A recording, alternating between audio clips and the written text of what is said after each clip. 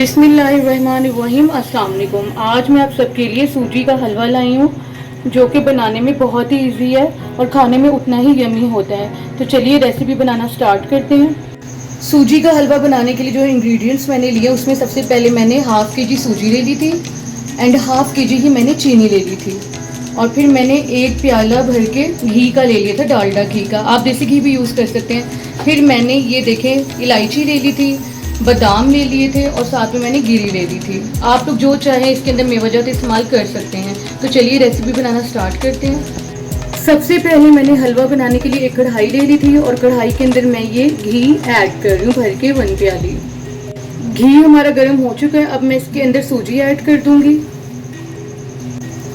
तो ये देखिए घी हमारा गर्म हो चुका था, इसके अंदर मैंने सूजी ऐड कर दी थी। तो सूजी को हम तब तक भूनेंगे जब तक कि सूजी का कलर रेड नहीं हो जाता। और इसे आपने कम से कम दरमियानी आंच पे या फिर उससे थोड़ी हल्की आंच पे आधा घंटा भूनना है, तब भी जाके हमारी जो सूजी है वो अच्छे तरीके से भुनेगी। तो ये देखें दूसरी तरफ मैंने चूल्हे पे पानी रख दिया था और इसके अंदर मैंने चीनी ऐड कर दी थी, हाफ़ के जी जो मैंने ली थी।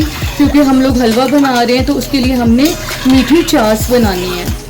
वैसे तो मैंने आप लोगों को पहले भी कई बार सिखाया हुआ है, लेकिन मैं अगेन आज मैंने हलवा बनाया तो सोचा एक बार और पोस्ट कर दूं, आप लोगों को सिखा दूं।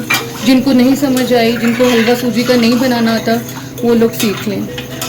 तो ये जो हम हलवे की मीठी चास बना रहे हैं, इसके अंदर जो मैंने चीनी पानी में ऐड की है, इस चीनी को हमने पानी में तब तक हिलाते रहना है जब तक कि चीनी इसके अंदर अच्छे तरीके से हल नहीं हो जाती।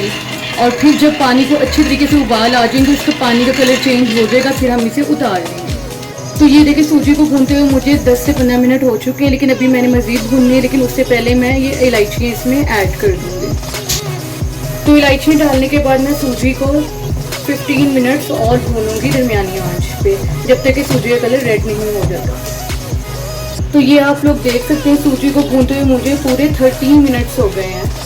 तो ये देखिए सूजी का कलर भी चेंज हो चुका है। तो अब मैं इसके अंदर जो मैंने मीठी चास बनाई थी वो मैं इसके अंदर ऐड कर दूंगी। तो ये आप लोग देख सकते हैं जो मैंने मीठी चास बनाई थी वो मैं इसके अंदर ऐड कर दूँगी। तो ये जो मैंने इसके अंदर मीठी चास ऐड की थी, इसको मैं थोड़ा सा हिलाऊंगी और फिर मैं इसको दम पे रख दूंगी ताकि इसमें जो थोड़ा पानी है वो खुश्क हो जाए। तो अब मैंने इसको दम पे रख दिया है ताकि इसका पानी खुश्क हो जाए हलवे का।